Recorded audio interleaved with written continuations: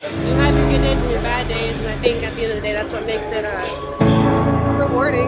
You know, when you get to the end of it, they all add up. It's seriously about as hard as you're pushing yourself mentally. That's as much as you could ever ask to get out of any workout. There have been days that I've had to stick within like 135 to 185. But that was as much as my body could take on those days. And I still push it to the limit, so it was still the same as I done like 15 because mentally you're training yourself, physically you're training yourself, pushing yourself past the limit. And it sucks when you have really high days. It's just the bottom of your two go up and nothing. What do you think? It feels like work, you know?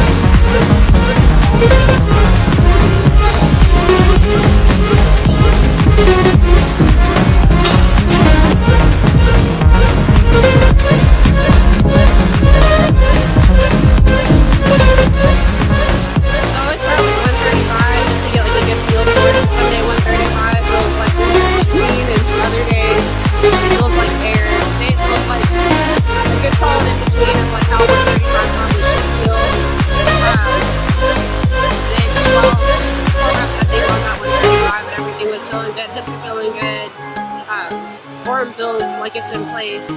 So 225 is the next good weight for me to move up to that I'm really comfortable with still. And just see how it goes.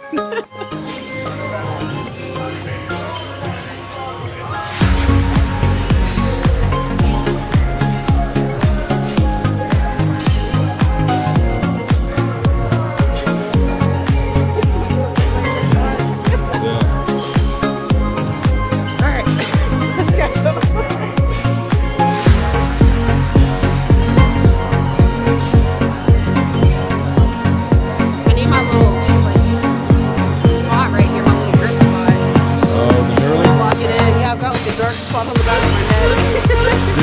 Yeah,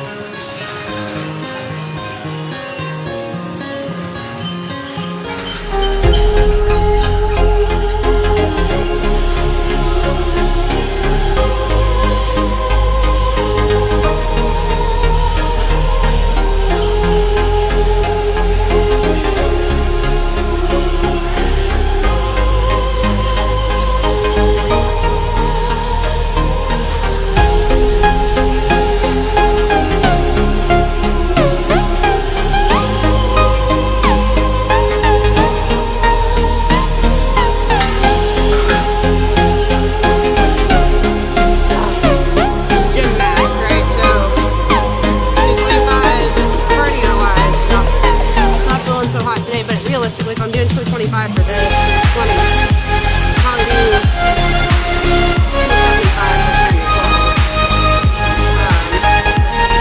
Depending on the day. If I want to like really push it to the limit, I'll probably do, on my heavier days, I'll go the way where I think I can get at least like 8. Today, I'm not feeling so hot. I'll probably just do it.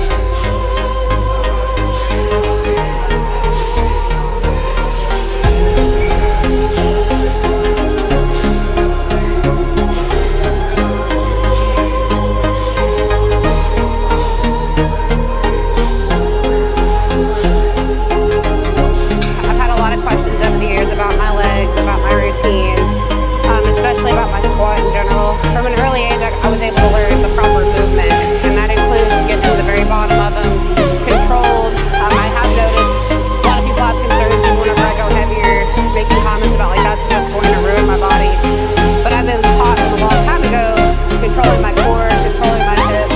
I'm not just dropping into my movement, so it's a very step-by-step process from my powerlifting background. So it's walking into that, kind of visualizing your space that you need to be in, lining your hands up with, you have something strong to grip in, and guiding yourself under it. So once you're under here, you're visualizing that weight on your back and where it goes in. So for me personally, my next step from here is readjusting my hands, so focusing on my shoulders, and then from here, even though the weight's not really on my back, I'm finding where that pressure needs down on my feet, stabilize. Getting it set before I'm even dropping into the squat, coming back. And then from there, it's a very small thing that you never see, but I'm adjusting my feet and my toes.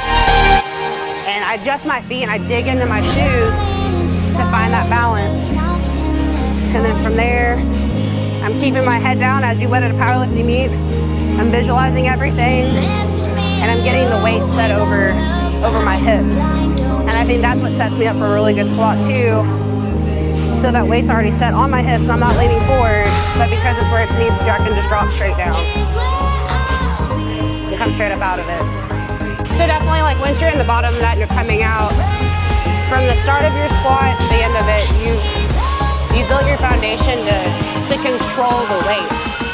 So obviously, because of that, you're not going to be tearing up your hips because you've loaded them appropriately, which is obviously huge. You're not really straining anything. Another big thing is, that I'm still working on myself, is controlling your knees. So you've got imbalances, your knees are come in or out, pushing away from those. And that's the other beauty of, like, going slow and paying attention to your body, is if you feel that start to unstabilize, stabilizing it, regaining control, and pushing out. So obviously that, you're gonna have a more controlled core. You obviously, your quads and your legs as a whole are gonna be well balanced because you're gonna be utilizing everything.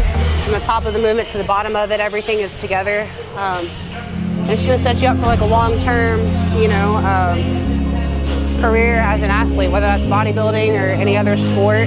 Having your foundation that, you know your body knows how to use weight and control it and stabilize itself is gonna be